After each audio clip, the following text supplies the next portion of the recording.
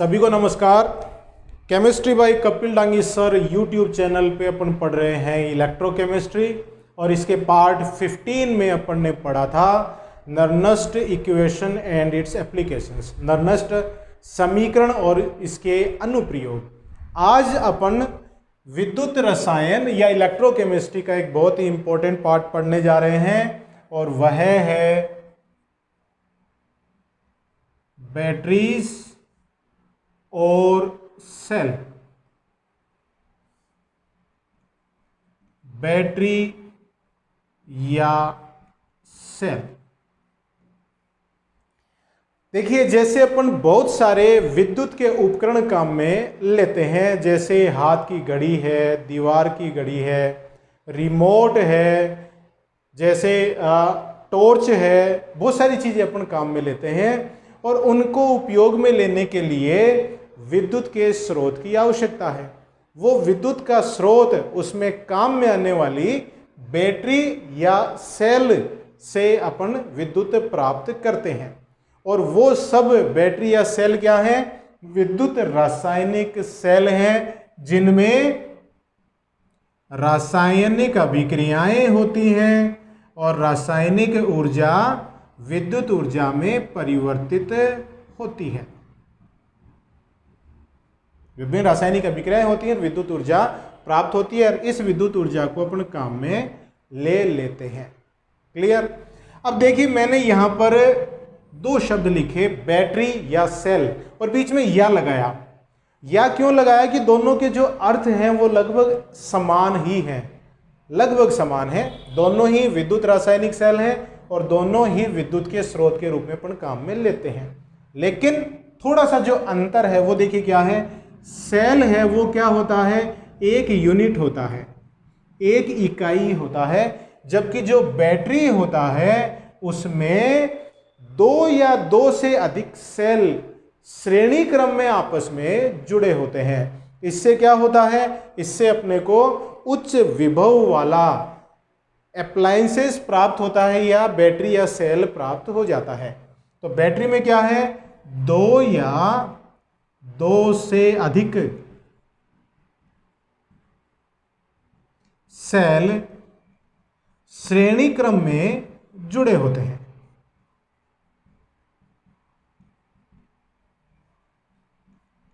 जुड़े होते हैं, उसी को अपन बैटरी कहते हैं। तो बैटरी और सेल में जो थोड़ा सा अंतर है वो बिल्कुल क्लियर हो गया आपका। अब जो बैटरी और सेल है उनको दो श्रेणियों में विभाजित करते हैं। वो देखिए क्या है? प्राथमिक सेल और दूसरा है द्वितीयक cell, primary cell and secondary cell. Primary cell और यह हो गया सेकेंडरी सेल। दो प्रकार की ये सेल हो गए। इनमें अंतर क्या है देखिएगा। पहला अंतर अगर मैं यहां पे बताना चाहूं तो प्राथमिक सेल हैं वो रिचार्जेबल नहीं होते हैं, रिचार्जेबल नहीं होते हैं। मतलब इनको हम रिचार्ज नहीं कर सकते हैं। प्राथमिक सेल में जो रासायनिक अभिक्रियाएं संपन्न होती हैं वो सिर्फ अग्र दिशा में ही संपन्न होती हैं। बाहर से उच्च विभव लगाकर उन अभिक्रियाओं को पश्च दिशा में संपन्न नहीं करवाया जा सकता है। मतलब ये अनुत्क्रमणीय सेल है।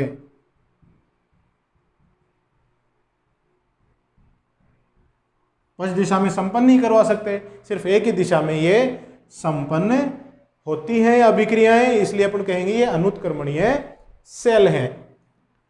अगर अनुत्क्रमणीय है तो अग्र दिशा में अभिक्रिया होती रहेगी और कुछ समय बाद जो अभिकारक हैं वो पूरे काम में आ जाएंगे और फिर अभिक्रिया रुक जाएगी, विद्युत ऊर्जा का उत्पादन बंद हो जाएगा। तो अपन कहेंगे कि ये जो प्राथमिक सेल है ये नष्ट हो जाएगा और अपने को फेंकना पड़ेगा। इसको रिचार्ज करके पुनः उपयोग में काम में नहीं ले सकते हैं। तो प्राथमिक सेल है वो सिर्फ एक बार ही उपयोग में आता है। उपयोग में आता है, एक बार ही आता है, बस एक बार उपयोग में ले लिया उसको और फिर उसको फेंकना पड़ता है। रिचार्ज नहीं कर सकते, अनुत्क्रमणीय सेल है, सिर्फ एक बार ही उपयोग में आता है। उदाहरण देखें, जैसे जो अपन घड़ी में सेल डालते हैं, घड़ी सेल, हाथ की घड़ी है या दीवार की घड़ी है, उसमें जो अपन सेल काम में लेते हैं, वो सब सेल तो आपके देखे हुए हैं। वो कैसे सेल हैं? प्राथमिक सेल हैं, एक बार ही इनका उपयोग किया जाता है। आजकल तो घड़ियों में भी सेकेंडरी सेल आने लग गए, लेकिन सामान्यतः घड़ी के जो सेल हैं वो प्राथमिक सेल ही होते हैं। अब द्वितीयक सेल की बात करें, द्वितीयक सेल में अगर गुणों की बात करें तो प्राइमरी सेल से बिल्कुल उल्टा हो गया, ये रिचार्जेबल होते हैं। रिचार्जेबल होते हैं। रिचार्जेबल क्यों होते हैं? क्योंकि ये सेल जब काम में आ रहे होते हैं, इनकी वोल्टता का मान जब कम हो जाता है, तब बाहर से उच्च विभव का स्रोत विपरीत दिशा में अगर अपन लगा दें तो इसकी अभिक्रियाएं पश्चिम दिशा में होने लग जाती हैं और इसके जो विलयन की सांद्रता है वापस रीस्टोर हो जाती है ना। तो रिचार्ज अपन कर सकते हैं, पश्चिम दिशा में अभिक्रिया को संपन्न करवाया जा सकता है। तो ये कैसे हो गए? उत्क्रमणीय हो गए, ये उत्क्रमणीय होते हैं, ठीक है। और रिचार्जेबल होने के कारण इनका उपयोग बार बार कर सकते हैं।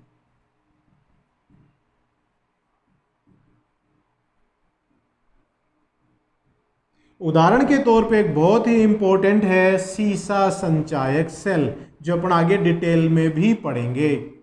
सीसा संचायक सेल, जिसको डिटेल में भी अपन पढ़ेंगे। तो ये है प्राथमिक सेल और द्वितीयक सेल।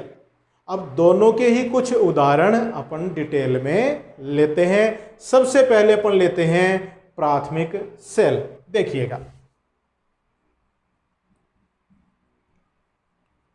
प्राइमरी सेल, और जिसको हिंदी में प्राथमिक सेल कह सकते हैं, ठीक है। इसमें उदाहरण के तौर पर पहला उदाहरण मैं ले रहा हूं ड्राई सेल, शुष्क सेल।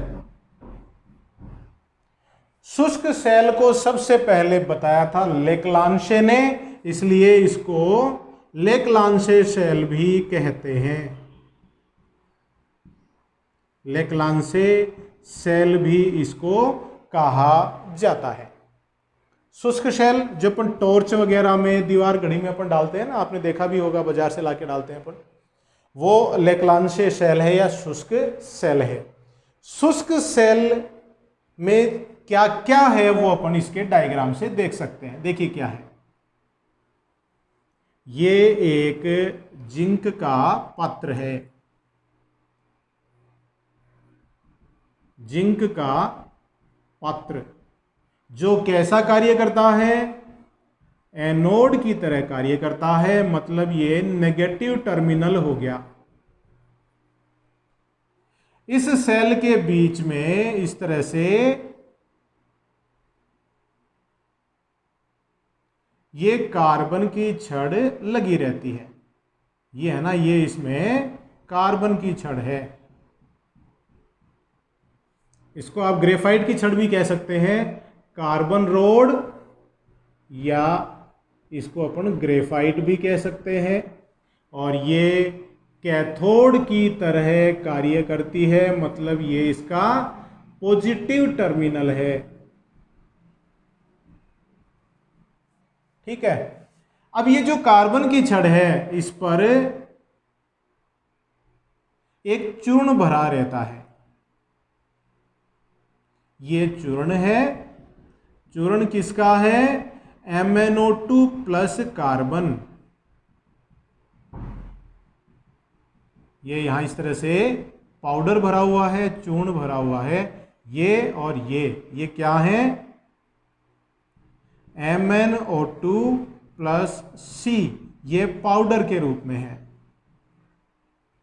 और विद्युत अपघट्य विलयन के रूप में यहां एक पेस्ट भरा होता है एनोड और कैथोड के बीच। ये देखिए पेस्ट भरा हुआ है, ये पेस्ट किसका है? Ammonium chloride plus zinc chloride. ये क्या है? इसमें विद्युत अपघट्य का विलयन है।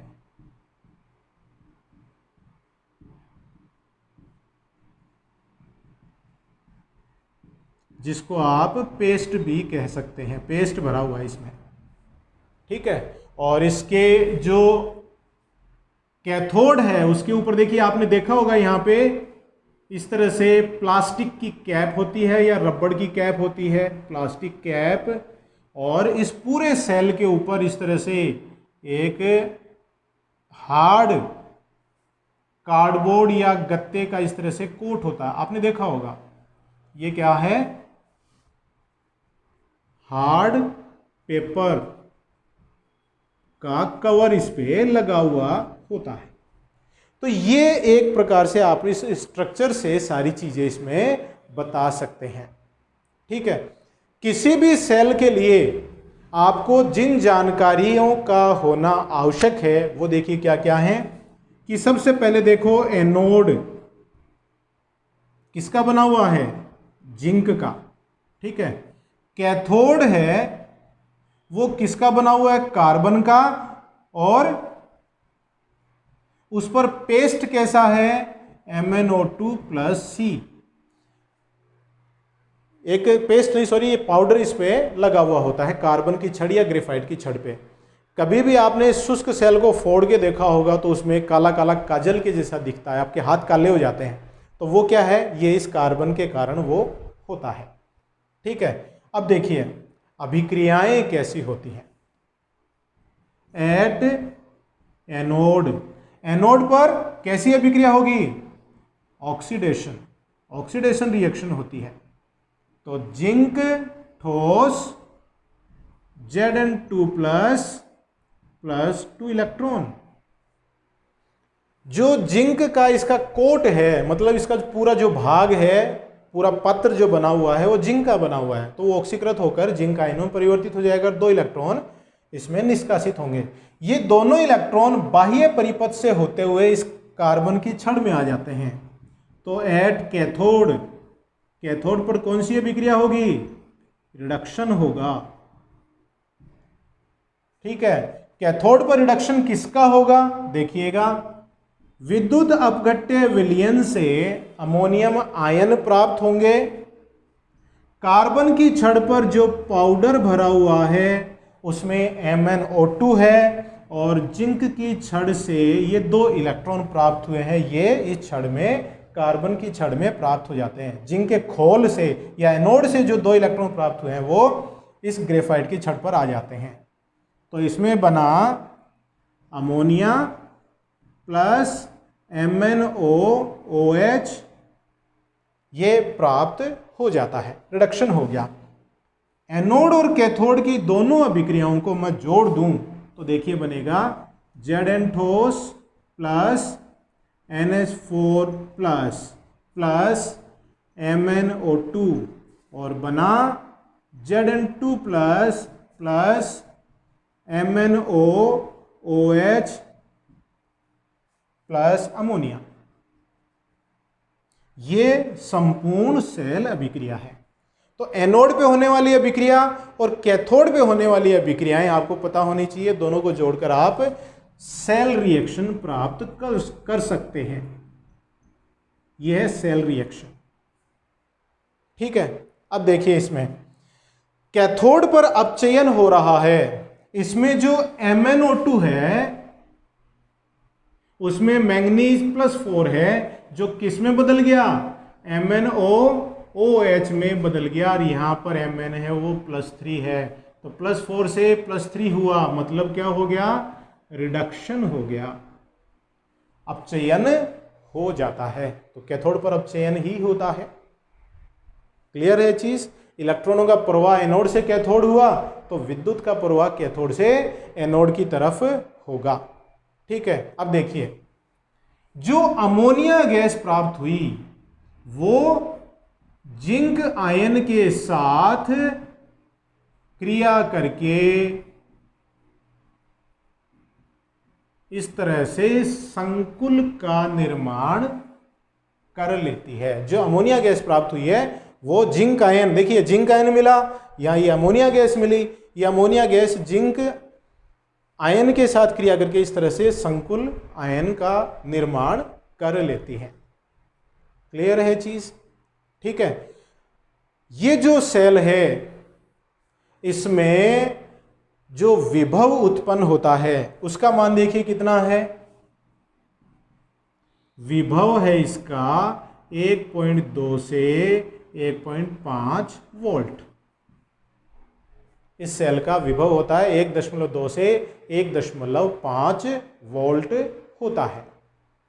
ठीक है। जो अपन जनरली काम में लेते हैं डेली लाइफ में, ये तो बहुत ज्यादा काम में आने वाला सेल होता है। क्लियर है चीज। ठीक है। अब देखिएगा इसकी कुछ कमियां हैं।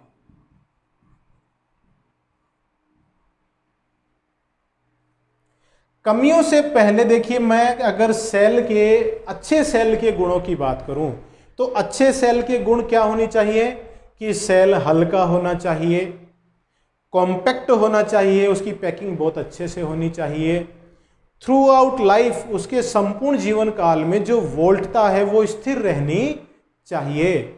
स्थिर रहना चाहिए मतलब उसके वोल्टता में कमी नहीं आनी चाहिए, और उसकी लागत कम होनी चाहिए मतलब वो सस्ता होना चाहिए। ये एक अच्छे सेल की गुण होते हैं या उसकी पहचान होती है। तो इस सेल या शुष्क सेल की जो कमियां हैं उसमें देखिएगा, सबसे पहली कमी क्या है कि इसमें देखिए जो पेस्ट है वो किसका है, अमोनियम क्लोराइड का है, जो अम्लीय प्रकृति का है, अम्लीय प्रकृति का है। ये अमोनियम क्लोराइड क्या करेगा, जब सेल लंबे समय तक पड़ा रहता है, काम में नहीं आता है, तो ये अम्लीय पेस्ट उसके पूरे कोट को नष्ट कर देता है, मतलब सेल के जो बाह्य आवरण को नष्ट कर देता है, और जो विद्युत है वो आवरण से बाहर भी निकलती है, नष्ट होती है, और उसका जो अंदर का विलयन है वो भी बाहर निकलने लगता है। तभी तो कहते हैं कि सेल की एक्सपायरी डेट भी देखनी चाहिए। ज़्यादा पुराना सेल है वो ज़्यादा उपयोगी नहीं होता है। तो अम्लीयता के कारण ये क्या हो जाएगा, इसका जो कोट है वो नष्ट हो जाता है। दूसरा, जैसे जैसे अपन इसको उपयोग में लेंगे वैसे वैसे इसकी वोल्टता है वो कम होती चली जाती है।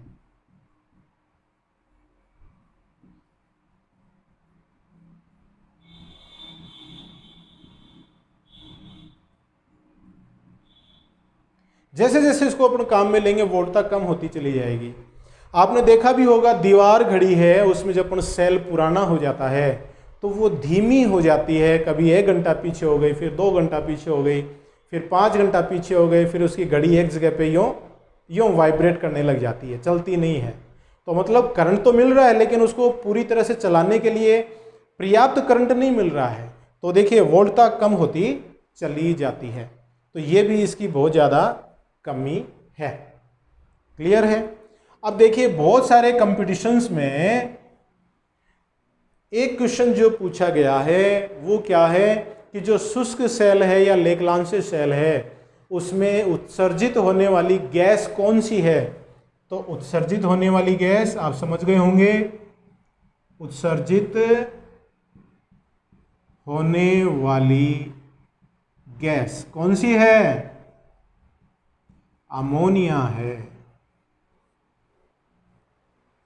अमोनिया गैस निकलती है इसमें से, देखिएगा।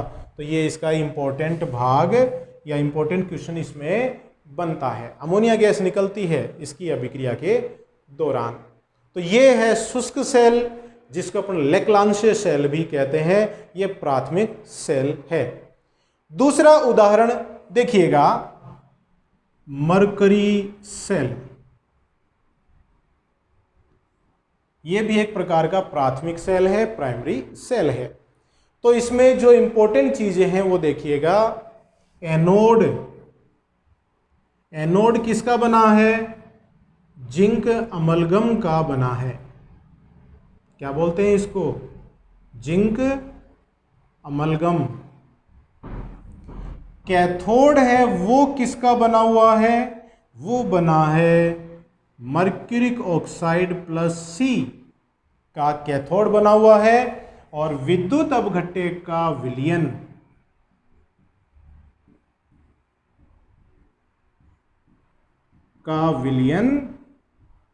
इसमें किसका बना हुआ है? क्षारीय माध्यम है, KOH इसमें लिया हुआ है, प्लस ZnO जिंक ऑक्साइड। ये विद्युत अपघट्य के विलयन में पाए जाने वाले घटक हैं, या विद्युत अपघट्य का विलयन होता है। तो ये सारी चीजें आपको ध्यान होनी चाहिए। अब देखिए अभिक्रियाएं एट एनोड। एनोड पर कौन सी रिएक्शन होगी? ऑक्सीडेशन होगा। एनोड किसका बना है? जिंक अमलगम का एनोड बना हुआ है। माध्यम कैसा है? OH minus. क्षारीय माध्यम में यह अभिक्रिया संपन्न होगी, तो बनेगा ZnO plus H2O plus 2 electron. Zinc amalgam क्षारीय माध्यम में ऑक्सीकृत हो जाता है। देखिए जिंक यहाँ पे शून्य ऑक्सीकरण अवस्था में है, और यहाँ पर +2 ऑक्सीकरण अवस्था में है। 0 से +2 होना क्या हो गया? ऑक्सीकरण हो गया। तो ये एनोड की तरह कार्य करता है। At cathode. कैथोड पे कैसी अभिक्रिया होगी? देखिए कैथोड किसका बना हुआ है? Mercury oxide plus carbon. तो HgO प्लस जो एनोड पे बना H2O प्लस 2 इलेक्ट्रॉन, वो HgO से क्रिया करेंगे, क्योंकि अपन ने अभी तक सेल देखे हैं, विद्युत रासायनिक सेल, उनमें इलेक्ट्रॉनों का प्रवाह किधर से किधर होता है? एनोड से कैथोड की तरफ होता है। एनोड पर तो इलेक्ट्रॉन उत्पन्न होते हैं, और कैथोड पर वो काम में आ जाते हैं। तो बना Hg liquid plus 2OH minus. यहां पर OH माइनस प्रयुक्त हुए थे, और यहां पर ये वापस प्राप्त हो गए। एनोड और कैथोड पर होने वाली अभिक्रियाओं को अगर जोड़ दूं तो प्राप्त होगा, ये तो जिंक अमलगम है, प्लस 2OH से 2OH कट गया, 2 इलेक्ट्रॉन से 2 इलेक्ट्रॉन कट गया, इधर HgO बचा, H2O से भी H2O कट गया, और बना ZnO प्लस Hg लिक्विड। ये है सेल अभिक्रिया, पूर्ण सेल अभिक्रिया इसमें जो संपन्न होती है। ठीक है, तो इस तरह से यह है मरकरी सेल, और इससे जो विद्युत का उत्पादन होता है उस के लिए आवश्यक रासायनिक अभिक्रियाएं वो इस तरह से संपन्न होती हैं। अब इसके लिए खास बात है कि मरकरी सेल में जो रासायनिक अभिक्रियाएं संपन्न होती हैं, उन रासायनिक अभिक्रियाओं के उत्पाद के रूप में ऐसा कोई आयन उत्पन्न नहीं हो रहा है जिससे कि इसके विलयन में उत्पन्न या विलयन में उपस्थित जो विभिन्न आयन हैं उनकी सांद्रताओं में परिवर्तन हो जाए। तो कहने का मतलब क्या है कि जब इस सेल को अपन काम में लेंगे तो थ्रू आउट लाइफ, इसके पूरे जीवन काल के दौरान इसके विलयन की सांद्रता स्थिर बनी रहती है, और विलयन की सांद्रता स्थिर बनी रहती है तो वोल्टता भी स्थिर हो जाएगी। तो अपन कहेंगे विलयन की सांद्रता